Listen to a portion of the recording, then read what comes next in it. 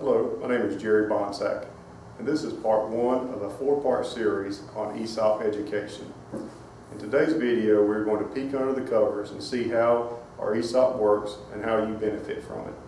So let's get started. Our Esop is set up as a trust. The trust actually owns all the shares of the company. After meeting certain requirements, which I'll discuss shortly, you become a beneficiary of the trust and gain a beneficial ownership in the shares of the company through the trust. Beneficial ownership means that you have an investment in the company and that you will benefit in the long-term growth and the value of the company. The trust has a set of rules that it operates by, and this set of rules is called the plan document. Everything I will be talking about in this series of videos can be found in our Esop plan document. So, as I mentioned, there are certain requirements that you have to meet to become a member of our Esop. First, you must be 21.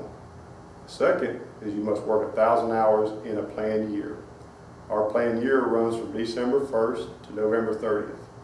For new associates, once you've reached your 1,000 hours, you will join the Esop at the next entry date. These entry dates are at the beginning of our physical quarters, December 1st, March 1st, June 1st, September 1st.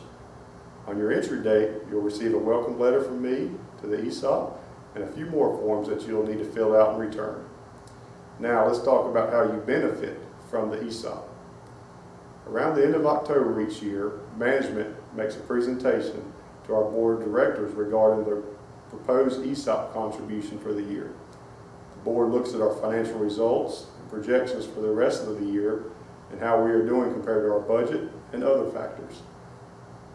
After some discussion with management, some wrestling, arm wrestling, some more discussion, the board authorizes the contribution level for the year.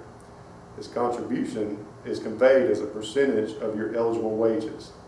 So, as an example, say your eligible wages for the planned year were $30,000 and the board approves a 5% contribution for the year.